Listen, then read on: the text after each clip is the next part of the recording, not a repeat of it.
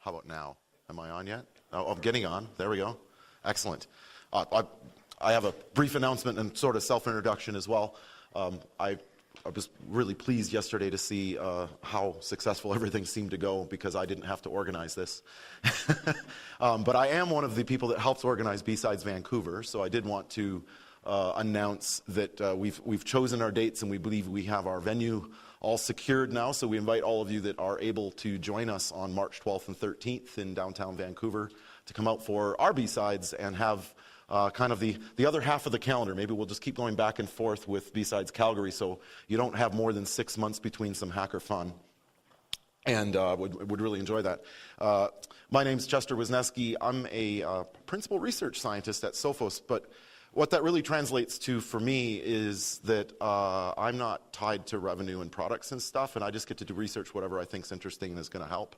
And then I get to fly around the world and tell everybody about it. So it's like kind of a dream job. And I guess I might explain the outfit slightly as well, in that I've been hearing rumors that all of us at BSides Vancouver are some kind of hipsters, and it might be related to Alex Dow, I suspect, because of course he's at BSides Portland, as hipsters do, whereas Farshad and I are here in Calgary, where we really know the important things are happening.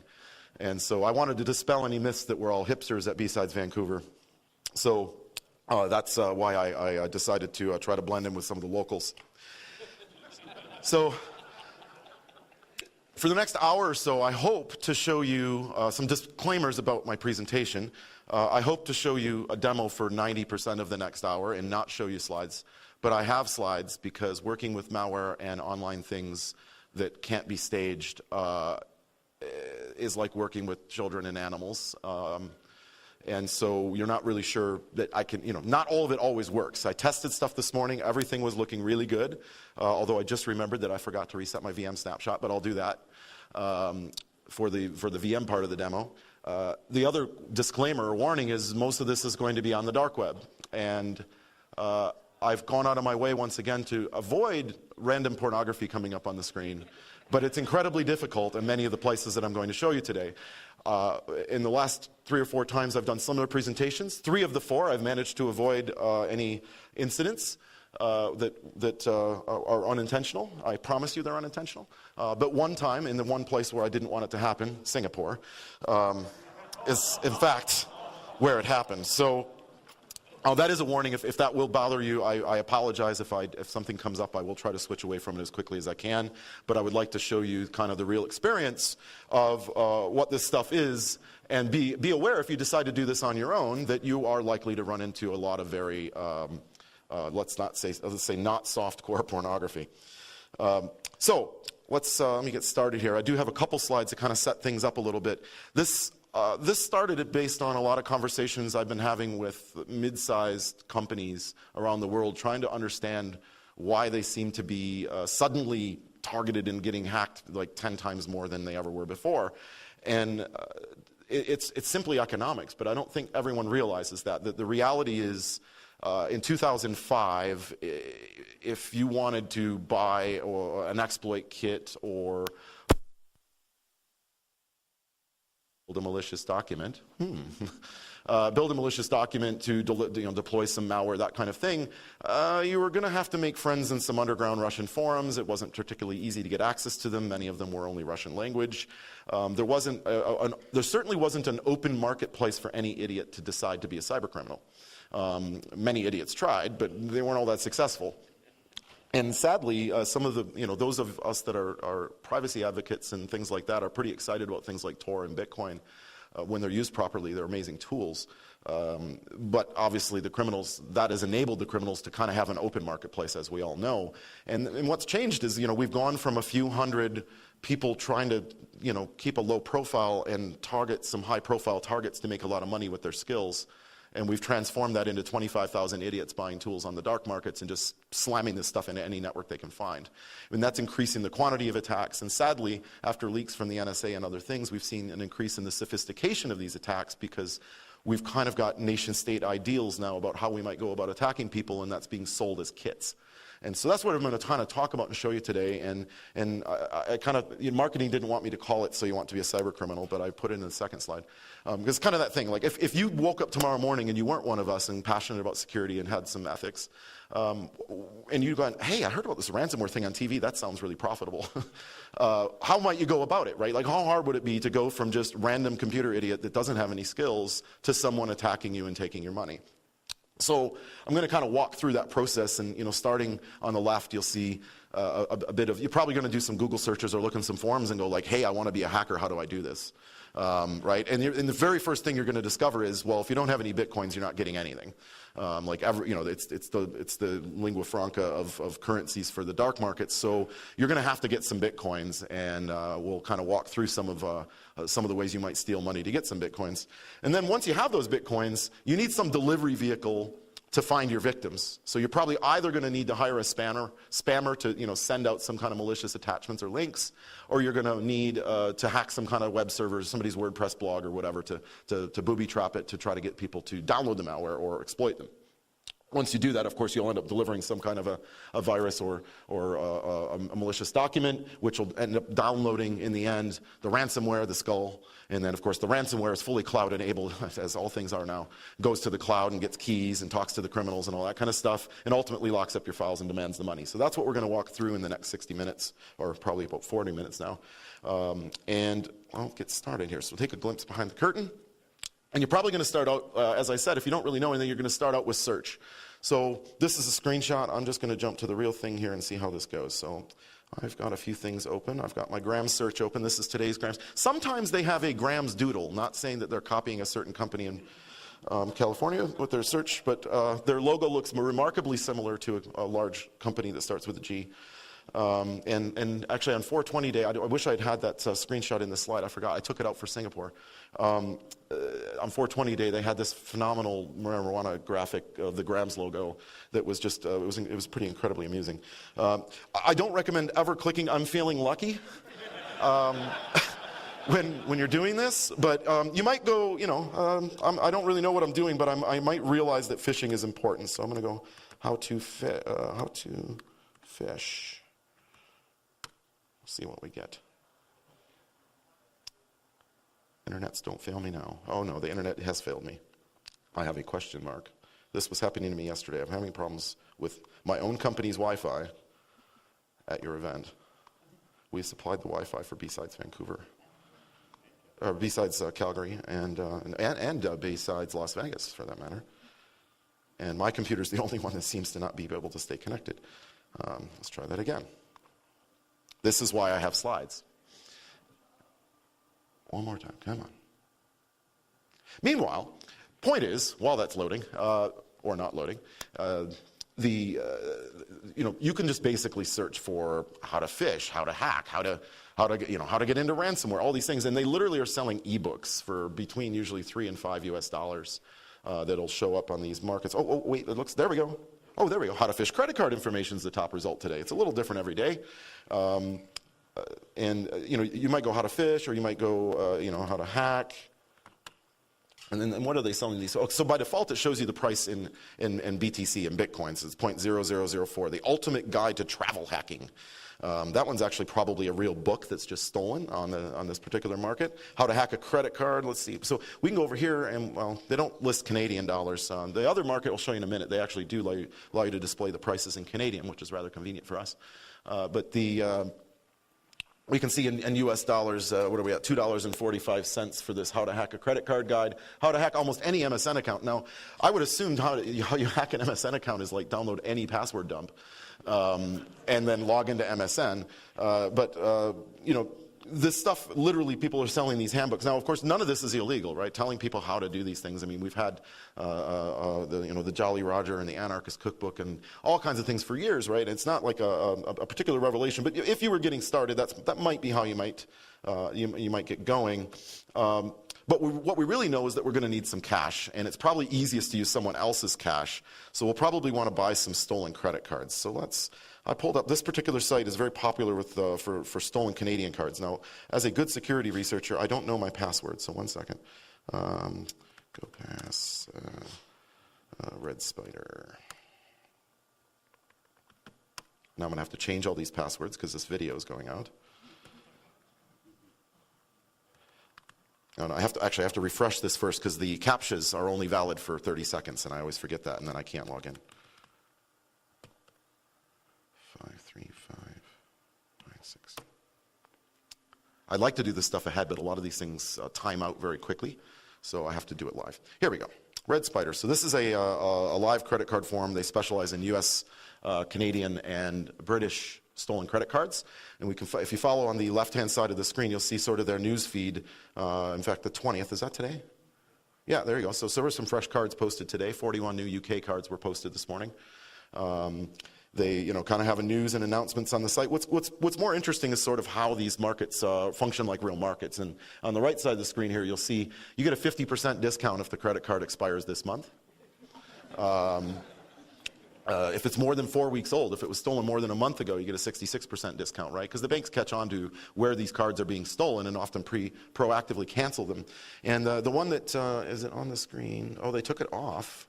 See, these things literally change every day. Yesterday, when I did this, when I was setting up in my hotel room last night, they had a discount for cards that were for people born after 1995. You got a 20% discount because if you're 21 years old or younger, you don't have much credit. So those cards aren't as valuable. And so they're literally, that's how they apply these discounts and things. And you can get very specific because a lot of these people buying these, why is that? This screen resolution is killing me because none of my things are clickable. See, there we go. We'll look at the Canadian cards that are here in the market.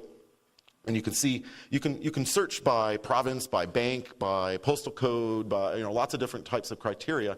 And that's mostly for the physical carders, people that are going to literally make a card and go into Shoppers Drug Mart and try to make an illicit purchase because you don't want to trigger fraud alerts. So if you're going to do that here in Calgary, you want to buy Albertans stolen cards, you're less likely to trigger a fraud alert than if you use one from Newfoundland the same day as the victim also use their card in Newfoundland. And the bank goes, well, you can't have a purchase in the two places of the same card in the same day. Sometimes they even identify, a Discover card. You don't see those stolen very often. Well,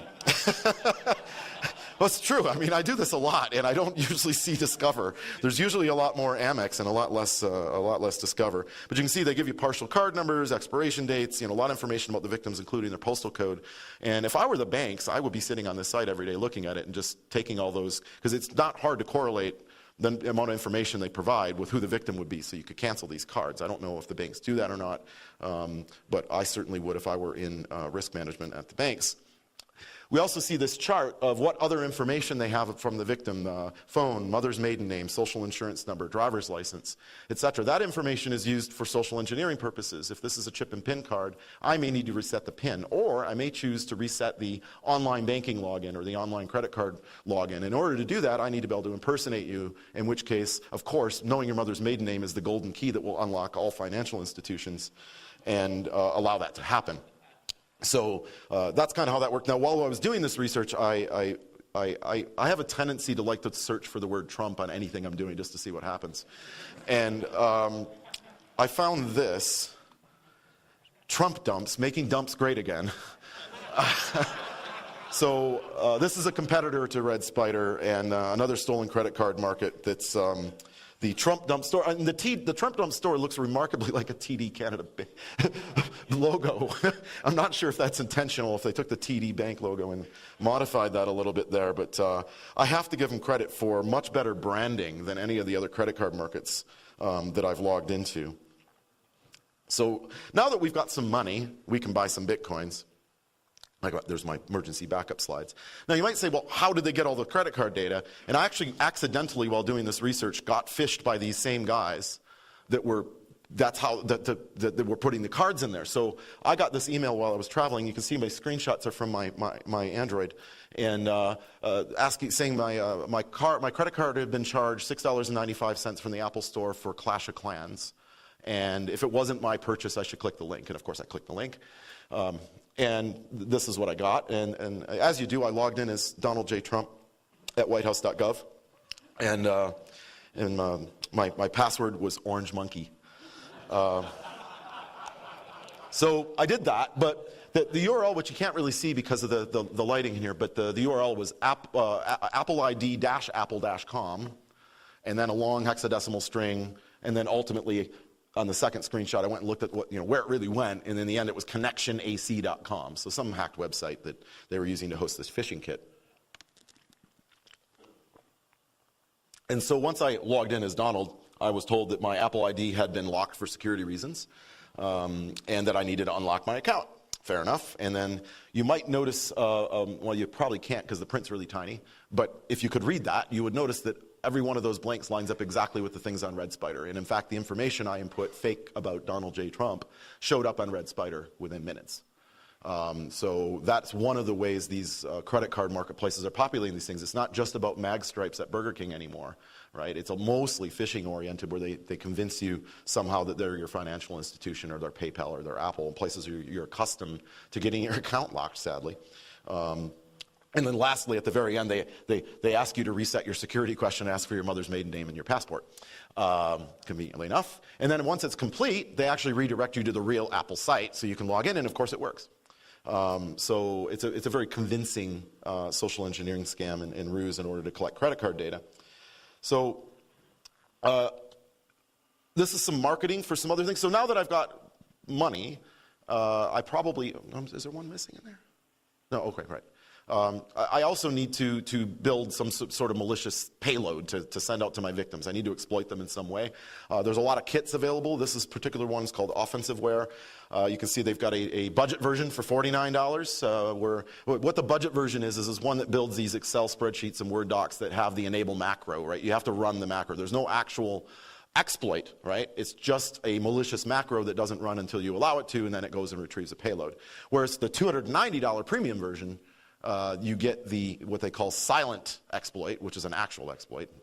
And the silent exploits are where you're literally attacking vulnerabilities in Office and silently delivering a payload without the user clicking anything, right? Just simply opening the document is enough. It's not always Office, although it's usually Office. You can see the silent exploits there in the red box at the bottom.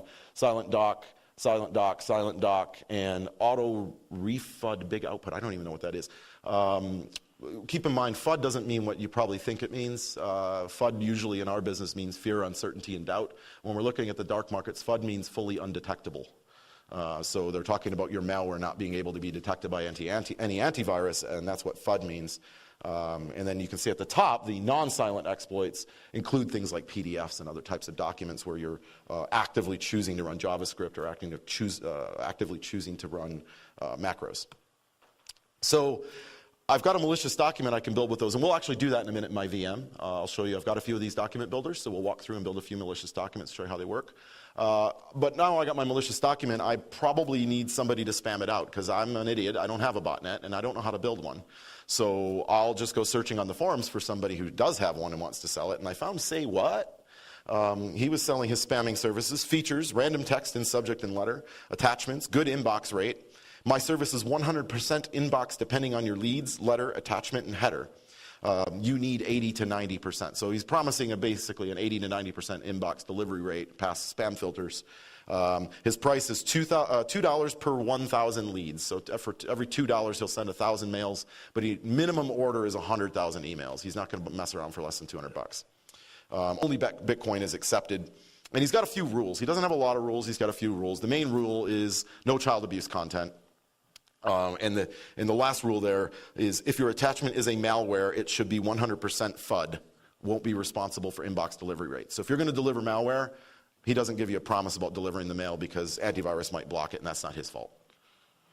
So that's how we'll get our spam messages out. So let's see here. Let me launch my forgotten VM. There's always something that you forget to do. So I'm going to do that really quickly, and hopefully by the time I present the next slide, or I'll do a live demo while it's loading, we'll be in good shape. Let's see here. Right. Oh, right. Do this. So now we need our ransomware, right? We've got a malicious document that's going to go download something from a URL. We got a spammer to deliver our malicious document. We need something for the malicious document to retrieve to infect the machine. So ransomware seems like the thing. And like everything else, why not ransomware as a service? Go to the cloud when you have no skills. You don't need to set up the infrastructure. The criminals will manage it for you. They'll give you the payload. All you need to do is deliver the payload. And in fact, that's exactly, this is one of them called Satan. I found this one on January 16th this year. And what is Satan? Apart from a mythological creature, Satan is a ransomware, a malicious software for once opened on a Windows systems encrypts all files. I do like it. They explain at the bottom basically that it's a fully contained cloud-based criminal service, and they charge a 30% commission as their revenue model. So in essence, if you charge your victims 1 Bitcoin for ransom, which is a pretty hefty ransom, 1 Bitcoin's about 7,000 Canadian dollars right now. So you wouldn't probably do that. But if you did charge them a Bitcoin for ransom, the criminals would take 0.3 Bitcoins and you would get 0.7 Bitcoins per victim. And there's a volume discount for victims. So if you have lots of, the more victims you have, the cheaper price, they'll lower their commission from 30%. They don't really promise what they're going to lower it to, but they tell you that they will. So let's log in. I'm a customer, so we'll log in here. Now, so let me get my password. Another password burned. Thank you, YouTube. Come on.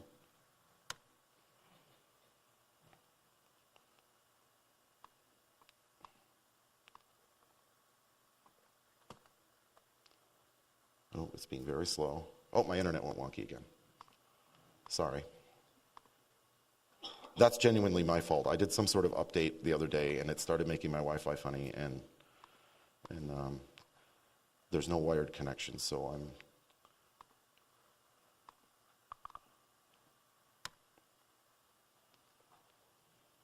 And since a Slack message just popped up, feel free to join the BSides Vancouver Slack channel. Has somebody just sent a message from. Okay. Come on. Let's see if they... Oh, good. So here we go. HAS... And there's always a CAPTCHA, because they seem to be really nervous about bots, but I'm not terribly surprised considering most of them write bots. And this one has two-factor authentication, of course, because you don't want somebody logging into your ransomware as a service control panel and stealing all your Bitcoins from your victims. So what they do is they make you give them a GPG key, and then they encrypt a blob, sort of a poor man's Google Authenticator. So I have to decrypt this. Oops, I pushed the wrong key there. I have to decrypt this blob with my PGP key.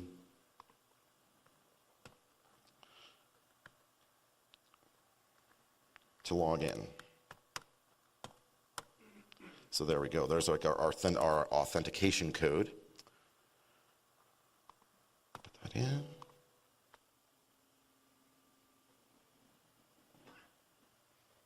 There we go. So we can see the malwares tab may not be in English for a first language speaker. But we don't get to specify a lot in this one, right? You get to put in how much ransom do you want to charge, what is the multiplier if you don't pay right away. So we can say, okay, charge them double if they don't pay right away and give them 7 days. And we'll double the ransom. I can make a note, BSides YYC, so I know which malware this is. You can specify a proxy to route the traffic through if you choose to. And of course, you have to solve a CAPTCHA. 64RK. They say, do not upload your malware to VirusTotal or any other online scanner, which of course, every time I do this is the first thing I do. The malware was created, so we can see down here now, this is my malware I just created. This is the token to identify that malware, the version number, the amount of ransom. And you can see the version numbers do increment. If I go to the second page here from when I started doing this earlier in the year, like I said, I logged into this the first time in January. We can see in January it was version 1.0.0.1. And then I got preoccupied with other work and I didn't come back for a few months until July 27th, as you can see. In which case they were up to version 1.0.0.16. And I think that's still the current version. But it's as simple as that. And they don't just provide the malware, they also provide you some assistance even by giving you some droppers. So you can go in and configure like the URL of the ransom notes and different things like this. And then it will build you little PowerShell and Python scripts to assist with dropping the malware onto the system that you could use in conjunction with your malicious Word document. You can see your PowerShell execution policy bypass file, run the script in order to install the malware on the machine and run it as an administrator. And then conveniently, they don't just give you in Python; they also give it to you in PowerShell. They also give it to you in Python. So it's that easy. Now, another thing that I found in this one that was interesting is they're crowdsourcing the translation of the malware. So when I first went to this site, it was only in English and Portuguese in January, which might be some kind of a hint as to the origin. And yet now we can see that they've added a whole bunch of languages, basically targeting everybody around the world, everything from Arabic to Mandarin to most Western and European languages. So it's kind of equal opportunity scams. But if you contribute a new translation, they give you 10% off your commission. So it's another way to why pay more. So we can see all the strings from the malware there, and you can contribute translations. It's kind of interesting how that all works. So let's go over here. And, oops. Why is it off? I told it to run. Oh, now it's going to run. So I'll go back to the slides for a second while that boots up. Or will I? So we have the Satan there. There's a few other ones that are out there. This is kind of the progression of the languages. Every time I log in, I take a screenshot as they're adding new languages. You can see the list keeps expanding as criminals contribute more and more languages. Another business model for some of these guys, this one's no longer available, but this was Nemesis. This was popular back in about March and April of this year. Nemesis, their business model was you get a trial version. You get 20 free infections. And then after that, you have to subscribe on a subscription model. So they also, you'll see they have support tickets. I believe they use OTRS, the open source ticketing system, in order to provide their support, their tech support. I contacted their tech support on behalf of a journalist at the New York Times earlier this year, whose mother was infected with ransomware, and she wanted to she's like, can I interview these criminals? And I'm like, well, they have a tendency to hang out on JabberChat, yeah, we probably can try to get a hold of them. So I messaged them. I'm like, yeah, I've got this journalist from the New York Times. She's interested in interviewing you. Alina Simone, she's a great journalist. And would you be willing to do an anonymous private interview with her? And I got back the response, no, F off. Fair enough. This is another model. This is .ransomware. I'll actually show you .ransomware. I have it in my VM if it ever loads.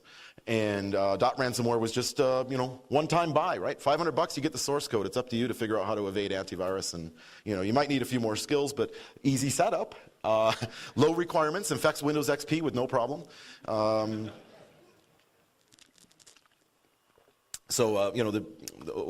of different choices out there. So let's go back. Okay, good. This is loaded.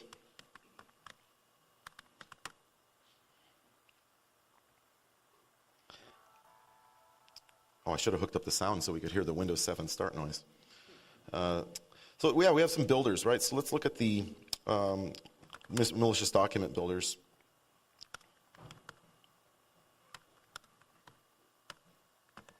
This one's actually Python, and we can see there's 4 files that come in the kit. There's a malware.exe, which of course is just a dummy file.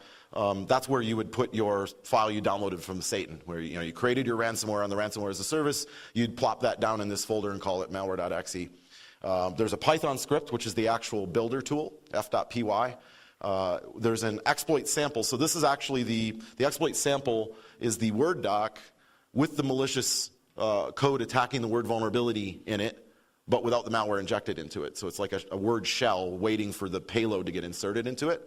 And then there's a decoy document, .docx, which I don't know why extensions, or I guess this is too narrow a resolution, it doesn't show it, but the decoy document. Because what happens when you exploit an application typically is it crashes. And so a user's going to notice, I got an email, I opened a thing that said it was an invoice and it crashed, I better call IT. You don't want them doing that, right, if the person's in finance, let's say. So they include a decoy document. So what it does is it exploits Word, injects the malware, crashes Word, and then instantly relaunches Word with another document that's not malicious, so the user thinks everything was just fine. Most of our computers are so fast these days, you don't even notice the crash and relaunch, because even when I'm testing these things, I don't see it often. And so that's kind of what this decoy document's about. So if we open up the decoy document, I think in this case it was a, let's see here. I always do this wrong. I'm terrible at Windows. Why is it? There we go. That's what I'm looking for. AK Builder, decoy document. I've got a couple different ones in here. So I think this one is an invoice. It pretends to be an invoice for some furniture being drop shipped from Chennai, India or something. Yeah, you can see here, this is the decoy document. Fortunately opened in protected view. Very well protected. Of course, the exploit it uses bypasses protected view, but so there you go. M&R Furniture or M&R Furnishings is the decoy document there. So if we run this f.py, I'd install Python, of course, in this Windows machine in order to do this. Most criminals are probably, maybe too stupid to run Python, I don't know. But we can see they give you the usage, and if this was wide enough, you could actually see, and because it's not wide enough, I have to try to remember. But I think you go f.py, and then you specify the first parameter is the malware, and the second parameter, I think, is the decoy document. Oh, it can scroll sideways. How do I do that? I usually have a much higher resolution screen. Yeah, it is the decoy document, right? Yep. And then the exploit sample. So I run that, and basically it takes the malware, injects it into the exploit sample, takes the decoy document, injects it into the exploit sample, and packages it all up into one file. And then if I do a directory, we can now see that exploit sample now is dated October 20th today. So that's the one we just created. Now, I don't want to infect the system yet, so I'm going to hide that. Now, that was too hard for a lot of crooks to use, so when we saw how they kind of had their advertising too, they had the simple version and then $249 version. So these AK people later came up with one called AnkaLog, and AnkaLog has a GUI. So we have the AnkaLog, but of course you always want to grant administrative permission to your tools you buy from criminals. And here we go. So this is the kind of next version of that same tool. So it's basically the same builder, that f.py. It's just got a GUI around it, and you don't need to install Python or know how to add Python to your path and all that kind of stuff, right? And so you can see here regular exploit method, which is not exploits at all. That's the macros. And then you have silent exploit method, which is a true exploit against either Microsoft Help vulnerability, Internet Explorer vulnerability, or Word doc vulnerability. And you see there's a blank for a license key, but fortunately I got the pirated version of the hack tool. It's you can see cracked by OX22, so I don't need to actually input a license. No honor among thieves. Use this software only for educational purposes. No illegal activities. So that, of course, means you won't go to jail if you use it, because you of course, you breached the EULA. I'm sure they'll come after you. I would love for them to sue me for the EULA breach. I would meet them at the courthouse with glee. But nonetheless, you can see how easy this has become, and this has continued to evolve. Now, there's been a really recent development, interesting development a couple weeks ago. I believe Palo Alto published a paper about 2 weeks ago talking about how they had detected a Chinese APT campaign that was using malicious documents, docx documents, and they shared some of those samples with us. And one of our researchers, Zappy, looked at it and went, "Oh my God, that's AnkaLog. Like the Chinese government attackers are using the f.py script I just showed you to actually build their malicious documents for these APT campaigns." And we can tell there's some markers in there that allow us to see that it's being generated by that same script. They're not using the exploits, because these are old. They're typically old exploits in a lot of these kits. This particular one, I think the exploit's from 2015. So if you've patched in the last 2 years, arguably you shouldn't fall victim to that document. But the Chinese were using a 0-day in Word, but they used the same script to build the documents, just because apparently, why reinvent the wheel, right? The criminals did pretty good work with this script. Just stick your new 0-day exploit into it and go. And that looks exactly like what may have happened. So let's continue on here. Let's do .ransomware. Oh, no, that's a screenshot of the ad. That's not what I meant. That's what I meant. So we can see .ransomware. If you bought it for the $500, I showed you the ad there. You got 3 things. You got a setup guide. We'll show the setup guide. It's quite entertaining. You get a setup guide, you get the ransomware builder, and then you get what's called the .ras core. The core is, again, a shell. It's basically the entire ransomware without a configuration file in it. So it's not armed yet. It won't do anything. And then what the configuration tool does is it asks you a bunch of questions about, how much ransom, all this kind of stuff, and then it stuffs the config into the core, and that arms it and makes it a live malware. And Here's the setup guide. We recommend you build your ransomware inside a virtual machine, which is, probably a smart idea. Just don't run builded.exe file on your PC. Good advice. You should want to run with the recommended decryption price. They give you even prices per country. So they tell you, richer countries can afford more ransom, clearly. So they give you advice on how much ransom to charge in different countries so you maximize your payload. And then also recommended extensions. These are things that are likely represent documents that are valuable to people. And you can see things like Adobe Illustrator, AutoCAD, not just Office and PNGs and videos, which of course, for a home user, those are the things we care about, right? That's our photos of our children and our families and the videos of the summer vacation. But at work, of course, it's the AutoCAD and the Adobe Illustrator and the Photoshop and all these types of assets, because those are the things you're going to want to pay a ransom to get back. So we'll run that. Now this, I'll always give it an admin privilege. This may look like a DOS application, but it is not a DOS application. It's just somebody who has very little skill in coding. And you can see there's a menu, so we'll go in here. We can set it. First we have to give it the Bitcoin wallet, or where we want the victims to pay our Bitcoins to. I'm obviously not going to put in a real wallet. Encryption mode. Do I want to encrypt only the first 4 megabytes? Well, it turns out 3 terabyte hard drives take a really long time to encrypt, and people kind of notice that when you infect their machines. So you really just want to screw up every file so that they don't work. You don't really need to encrypt the whole file, right? Because it's not like you're actually trying to protect the data. You're just trying to prevent access to it. So if you only encrypt the first 4 megabytes, you can very quickly blitz through the entire system. But you still hosed all the files, so the victim still has to pay to get them back. I kind of look at this funny because a lot of these high-resolution photos, and I was playing with this, and I wish I had saved one of the samples, but if you take a JPEG file from like a high-end Nikon camera, you'll get like a 45 megabyte JPEG, right? So when it encrypts just the first 4 megabytes, if you stuff that into an image viewer, it just like cuts the person's head off. The rest of the JPEG is still there. It's just the top is like noise. You just have to fix the headers so it thinks it's a JPEG. It's quite amusing, which kind of is a tip, to be honest. Most ransomware does this. If you have a machine that's completely hosed and you can't pay the ransom or don't want to, or don't have backups, or whatever the circumstances are, if there's a giant spreadsheet that's got a bunch of valuable data in it, you might just lose the first 4 megabytes. Not all of it's gone, right? Not all of that data is gone. You may be able to forensically at least put something back together and not lose everything. And it's not always 4 megabytes either. That just happens to be this one. But very few of them encrypt the full file anymore. It doesn't make any sense to do the full file. So there are some forensic opportunities there to recover some partial data depending on the file type, and you may want to consider that. Attacked extensions, of course, we had the list they recommended in the setup guide, but for my purposes, I'm just going to go PDF. I probably should do lowercase. PDF, text, and docx. Okay, main menu. And then we got the default decryption price, so we'll say 0.5 Bitcoins. But we've been having some issues with the Russians, so we'll go 2 Bitcoins for them. All right. And so then we can print out our config, so we can see our settings. There's my Bitcoin wallet. My fast encryption is enabled. My default Bitcoin price is 0.5, which is a bit steep. That's 3,500, 3,600 Canadian dollars. And of course in Russia it's 14,000 Canadian dollars. And my attacked extensions, okay, great, that looks good to me. So now I have to load that shell, right? Load ransomware core. So that's the unarmed malware. And then build.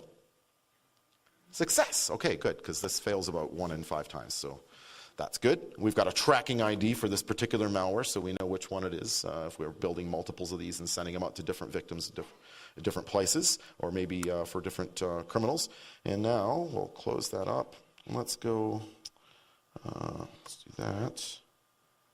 And let's open up my document folder.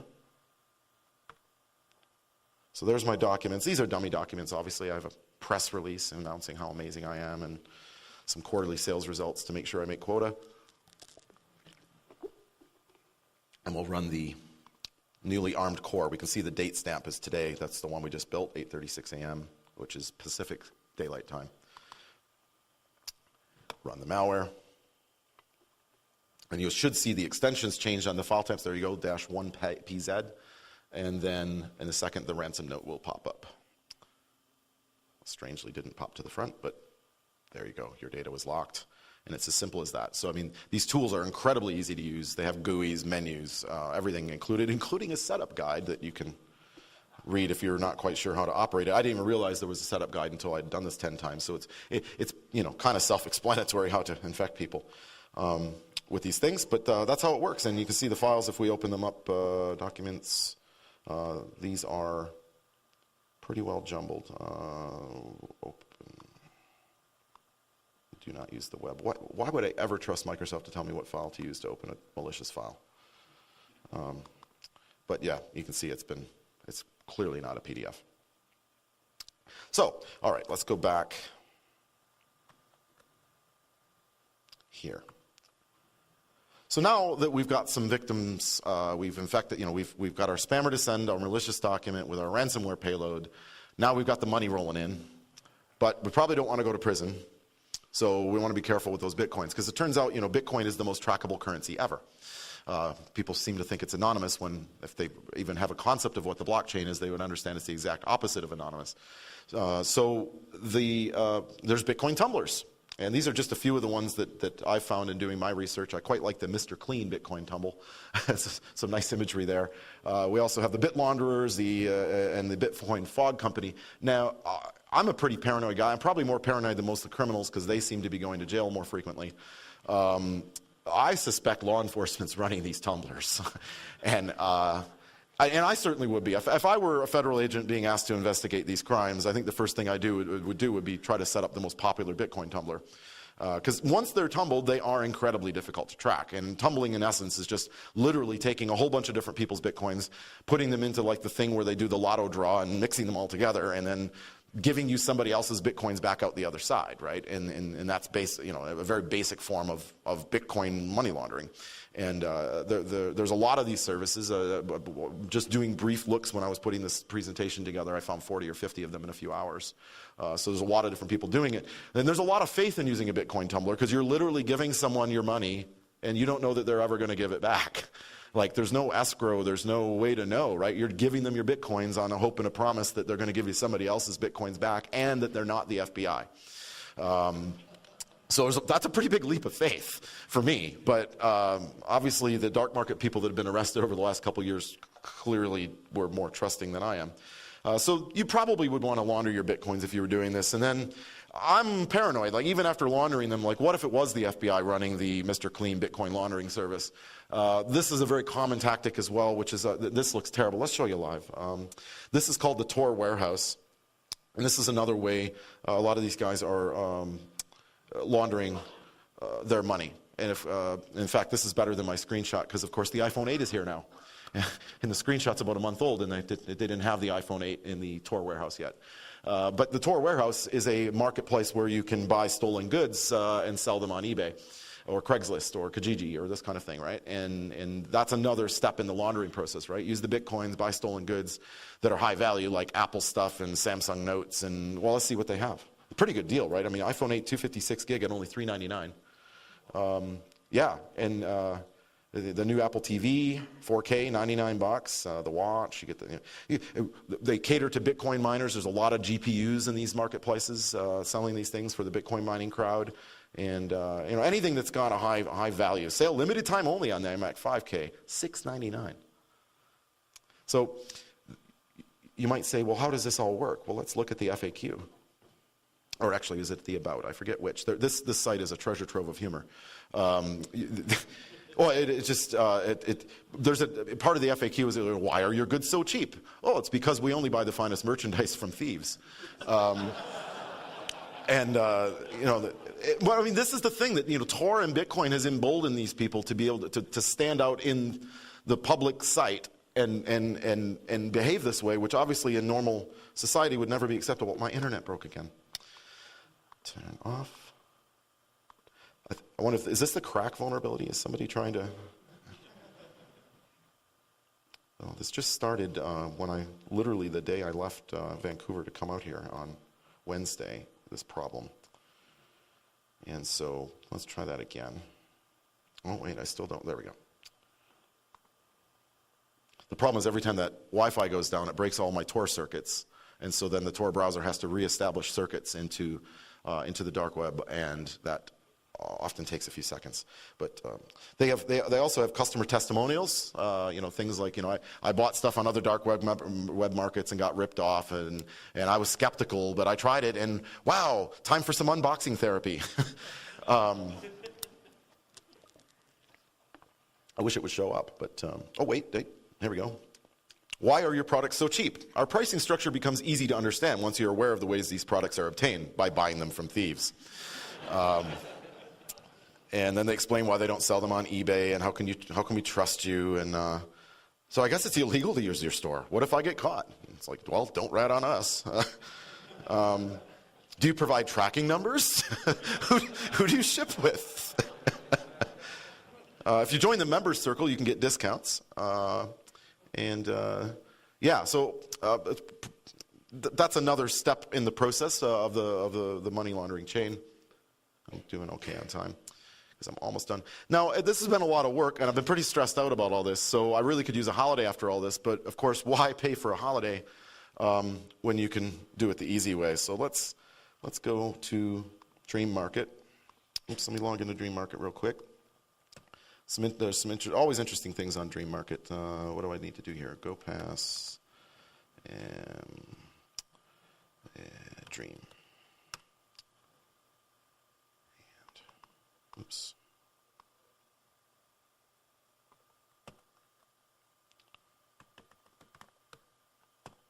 Always got to solve a CAPTCHA. I've never seen a CAPTCHA like this. I quite like these. They show you a whole thing and then they put a box around the parts you have to type. Now this one also offers PGP two-factor. I don't have it enabled because it just makes it too hard to demo. We'll see if it is actually working.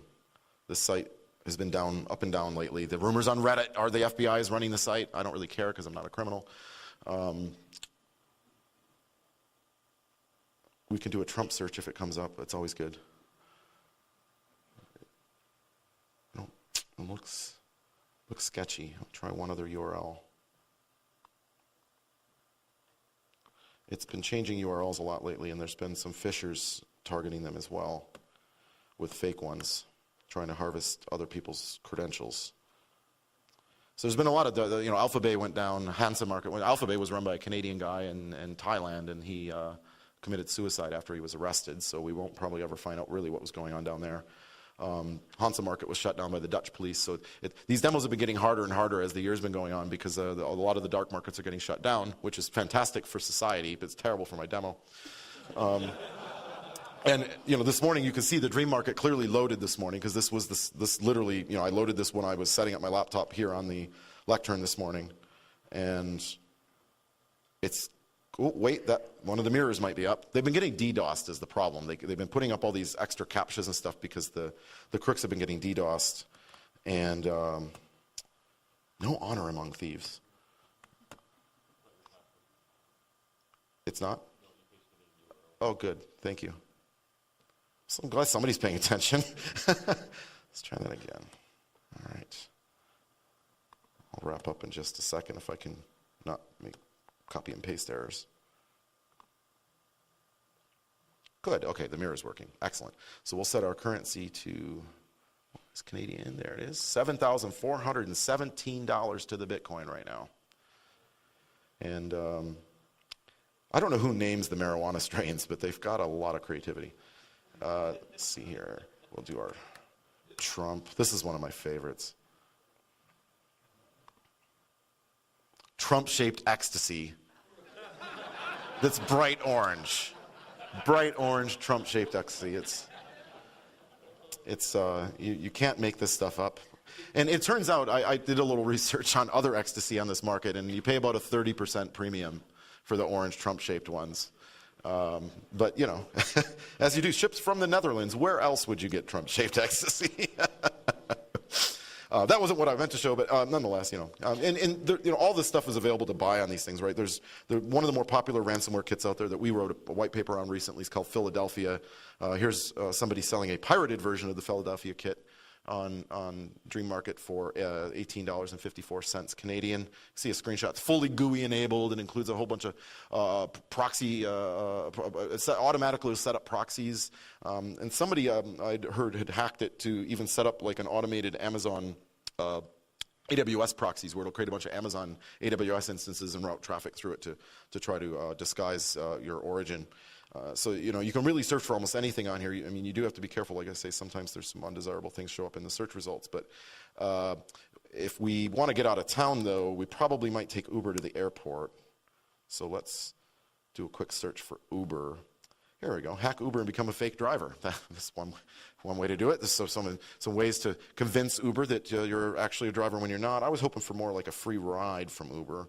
Unlimited Uber and Lyft rides, 2017, $2.46 Canadian. There we go. So that'll get us to the airport, or apparently another strain of marijuana that has Uber in it, or mushrooms or something. I don't know what those are.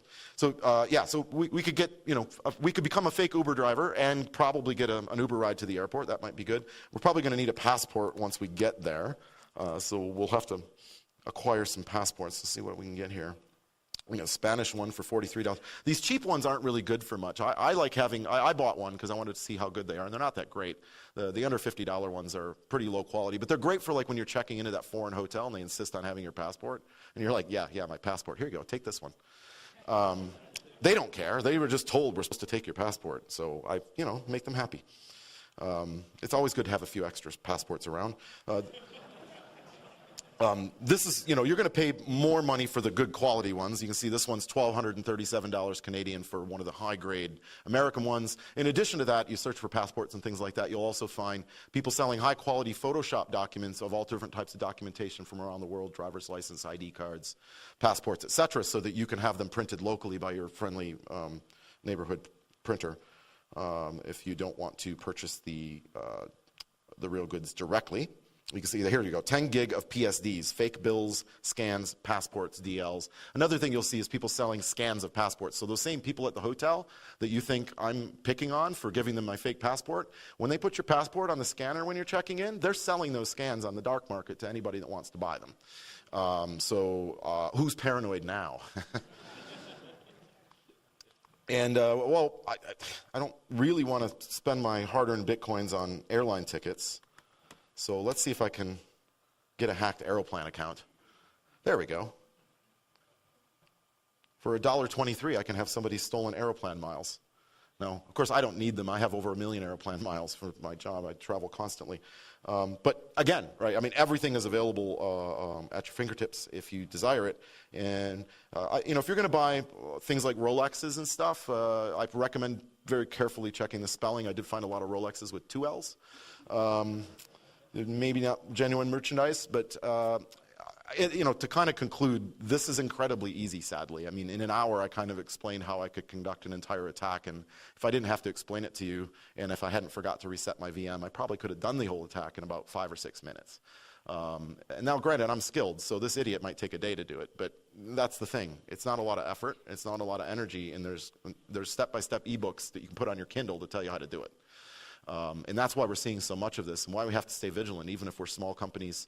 There are literally tens of thousands of people out there doing this stuff, and they're leaving no stone unturned. No company's too small to have them come after them, sadly.